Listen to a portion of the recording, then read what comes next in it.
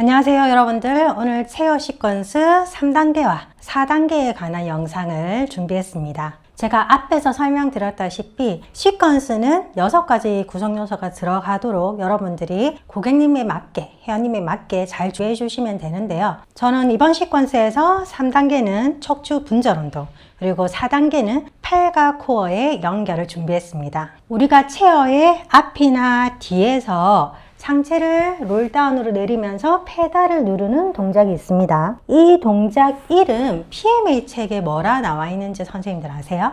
이름이 워셔 우먼입니다. 저도 배울 때 워셔 우먼이라고 배웠는데요. 컨템포리 필라테스 책에는 햄스트링 2 또는 햄스트링 스트레칭 1 이렇게 표기하기도 합니다. 그런데 저는요, 이 동작을 햄스트링 1, 2 이렇게 붙이는 것은 좀 잘못됐다고 생각합니다. 자, 그럼 저는 처음에 들었을 때 워셔우면 세탁하는 여자? 왜 세탁하는 여자지? 처음에 조금 의문이 들었거든요. 그런데 서양에서 옛날에 빨래하는 모습이 사진 같은 거 보시면 이렇게 숙여가지고 빨래하는 모습이 있어요. 아마 그런 형상을 보고 조셉이 이런 동작들을 아이디어로 만들었던 것 같아요. 그래서 이름이 워셔우먼인 것 같아요. 자, 햄스트링이라고 이 동작의 이름을 붙여버리면 진짜 햄스트링 스트레칭 하려고 하는 거와 같거든요. 근데 필라테스의 목적은 어떤 동작을 하든지 계속 코어와 연결되는 시스템을 만들어야 되기 때문에 이름을 그렇게 햄스트링 스트레칭이라고 가져가시면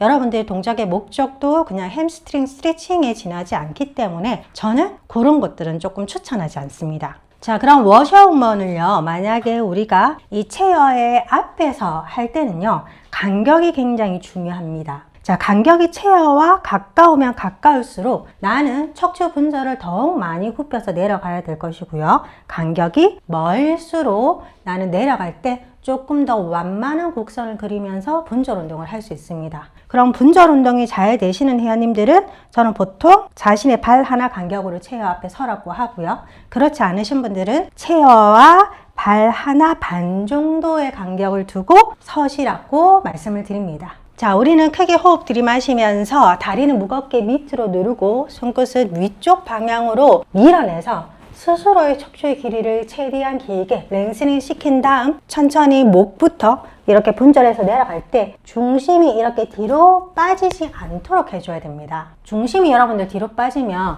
허리 쪽에 굽힌 분절도 안 나올 뿐더러 우리 스파인 스트레칭이 제대로 일어나지가 않습니다. 그래서 이 발과 골반의 중심을 그대로 유지한 상태에서 손을 길게, 등에서 팔이 길게 뻗어져 나와서 이렇게 페달을 완전히 감쌀 수 있도록 한 상태에서 마치 페달을 약간 몸쪽으로 당기듯이 밑으로 누르도록 합니다. 이때 척추의 곡선이 무너지면 안 되겠죠. 누르는 동시에. 그래서 포인트는 지금의 현재의 곡선을 계속 유지할 수 있는 정도에서 페달을 누르는 것입니다. 다시 천천히 호흡 들이마시면서 제자리로 돌아옵니다. 필라테스에서는 라운드백을 잘 유지하려고 하면 어쩔 수 없이 우리 체간의 앞쪽 근육들이 협동적으로 잘 쓰여져야 돼요. 그래서 하고 나면은 마치 복부 운동한 것처럼 복부가 많이 자극되는 것이죠. 얘가 자극감이 될수록 뒤에 있는 백머슬은 어떻게 될까요? 맞아요. 자연스럽게 이완이 됩니다. 그리고 선생님들, 우리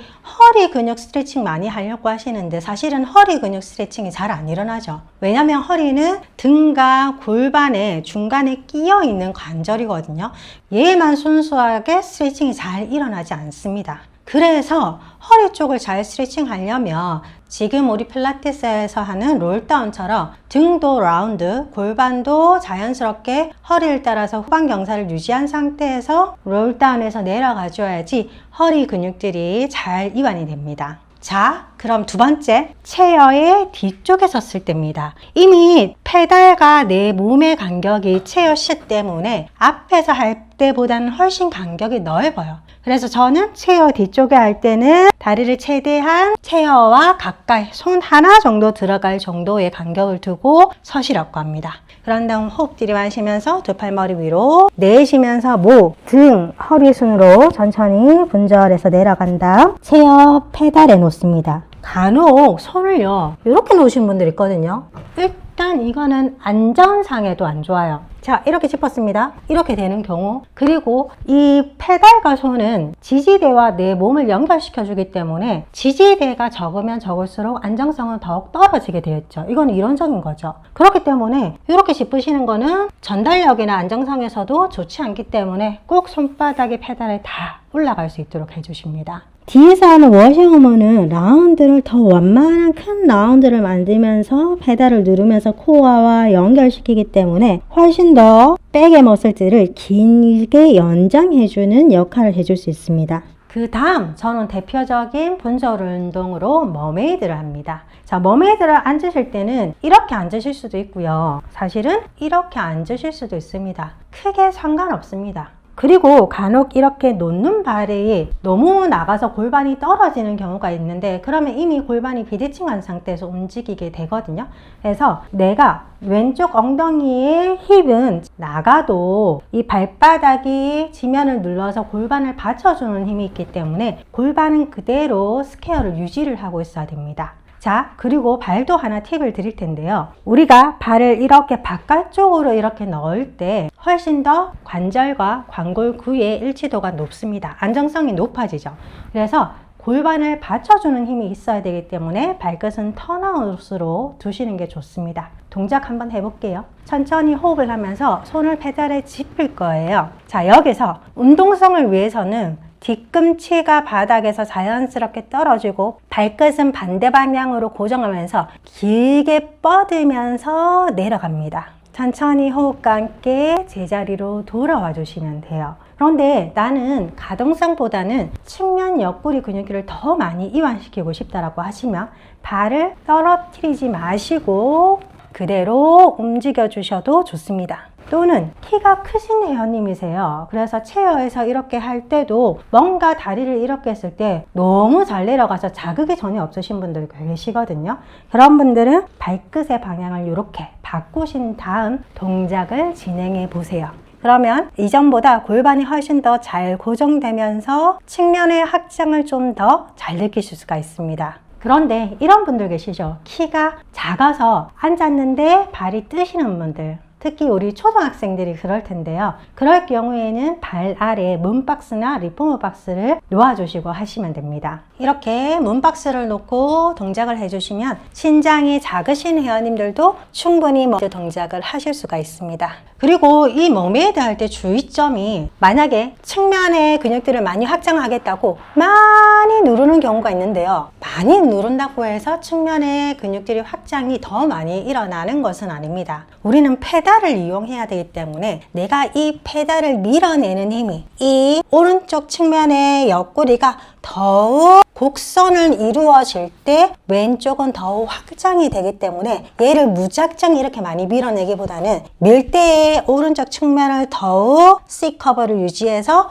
위쪽 C커버는 알파벳 C자 크게 나올 수 있도록 그렇게 몸을 받쳐주듯이 커버를 만들 수 있도록 사용해 주시는 것이 팁입니다.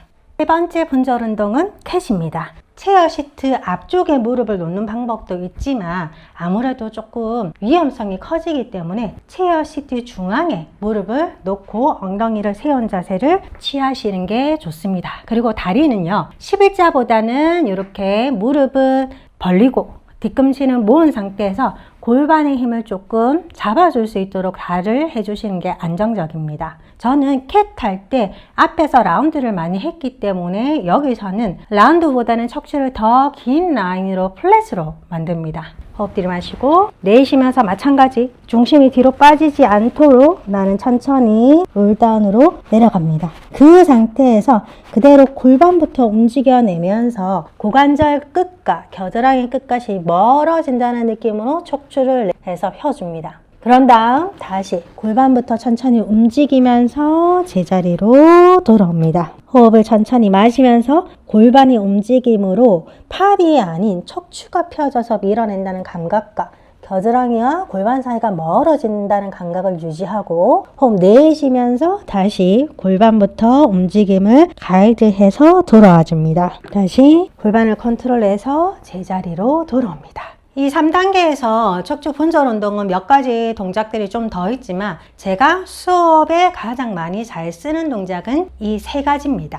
다음 4단계는요. 팔과 코어의 연결인데요. 팔과 코어의 연결에서도 동작이 많은데요. 그 중에서 저는 베스트라고 생각하는 동작은 바로 풀업입니다. 우리 현대인 분들이 정거근 약하신 분들이 많죠. 그래서 이 정거근 약하신 분들 때문에 우리 움직이, 프로트랙션 이런 걸 많이 시키시는데요. 이 정거근이 가장 많이 맥시멈으로 쓰일 때가 언제냐면 여러분들 물구나무 서기 할 때 가장 많이 씁니다. 꼭 물구나무를 안 쓰더라도 그렇게 서기 위해서 두 팔로 체중이 다 실리면은 이 안정근인 정거근은 어쩔 수 없이 쓸 수밖에 없어요. 그래서 정거근이 약하신 분들한테는 저는 맨 처음 오시면 스플라이 무브먼트부터 가르치지만 거의 한 3번째부터는 체어에서 풀업을 시킵니다. 제가 작년에 불면증으로 새벽 요가를 오랜만에 갔거든요. 제가 요가 그만둔 지가 10년이 넘었어요. 그래서 갔는데 수요일 날은 앞에 시퀀스가 메인이 물구나무석인 거예요. 와, 그거 하고 왔는데 여기가 너무 아파가지고 거의 오자마자 2시간 동안 애들 등원하는데 물도 못 챙겨주고 뒀고 이렇게 잤거든요. 그래서 일어나서 와, 여기 왜 이렇게 아프지? 라고 생각했더니 정거근을 많이 써서 정거근의 근육통이 와서 그랬습니다. 그래서 기억하세요. 풀업은 코어의 연결도 다 좋지만 가장 저는 포커스로 쓰는 게 정거근 강화에 많이 씁니다. 이전 영상에서 풀업할 때 제발 힙으로 들어 올리지 마라 이런 말씀 많이 드렸잖아요. 그래서 사실은 풀업할 때는 스프링이 약한 게 좋아요. 스스로가 팔의 체중을 다 지탱해서 그래서 다리가 살짝만 들어 올려줘도 좋을 정도로 해주시는 게 좋아서 저는 스프링 거의 하나만 씁니다. 자, 우리는 뒤꿈치를 들어서 이미 체중에 팔로 가 있어야 됩니다. 그런 다음 펴지면 안 되겠죠. 라운드를 만들어 주시고 마치 그 상태에서 턱끝과 치골 발끝이 연결된다고 생각하시고 팔, 등으로 내 몸을 끌어올린다 라고 생각을 해 주셔야 되세요. 다시 천천히 그 형태를 유지하면서 내려갑니다. 중간에 풀리면 안 돼요. 호흡 내쉬고 팔로 어깨, 등을 들어올려서 나머지 신체 구조물들이 같이 따라 움직입니다. 다시 천천히 다운 형태를 유지할 수 있는 만큼 다시 풀업 올려줍니다. 어디를? 어깨 등을 올려주세요. 다시 제자리로 3개만 해도 엄청 힘듭니다. 그래서 이런 풀업 같은 경우에는 사실은 우리가 앞쪽 근육들이 연결되면서 폐까지 다 연결되는 작용이 일어나기 때문에 난이도로 봤을 때 높은 동작이 되죠. 그런데 이 스카폴라의 무브먼트를 잘 못 쓰시는 분들한테는 풀업이 굉장히 어려운 동작이기 때문에 체어의 뒤쪽에 가서 스카폴라 무브먼트를 먼저 해주시는 게 좋아요. 자, 이렇게 체어에 엎드린 상태에서 그대로 천천히 페달을 밀어낼 때 몸이 같이 떨어지지 말고 팔만 밀어냈다가 그 다음 그 상태에서 천천히 팔, 날개뼈만 뒤쪽으로 움직일 수 있도록 그것을 반복해 줍니다. 여기서 스카폴라 무브먼트가 잘 나온다면 스카폴라는 등에 밀착시킨 상태에서 그대로 팔만 뻗어내는 트라이셉스를 합니다. 그런데 이때 스카폴라가 지나치게 많이 움직인다면 다시 앞쪽에 했던 스카폴라 무브먼트 해주셔야 됩니다. 그래서 이런 동작을 하시고 나서 풀업에 대해서 처음 하시는 분들은 스프링을 조금 더 강하게 2개 정도 걸어서 하시고 이제 스카폴라 무브먼트와 코어를 연결하실 수 있는 분들은 스프링 하나로 코어와 어깨를 연결시켜주는 동작을 하시는 것을 저는 많이 쓰는 편입니다. 이번 영상이 도움되셨다면 좋아요와 구독 부탁드립니다.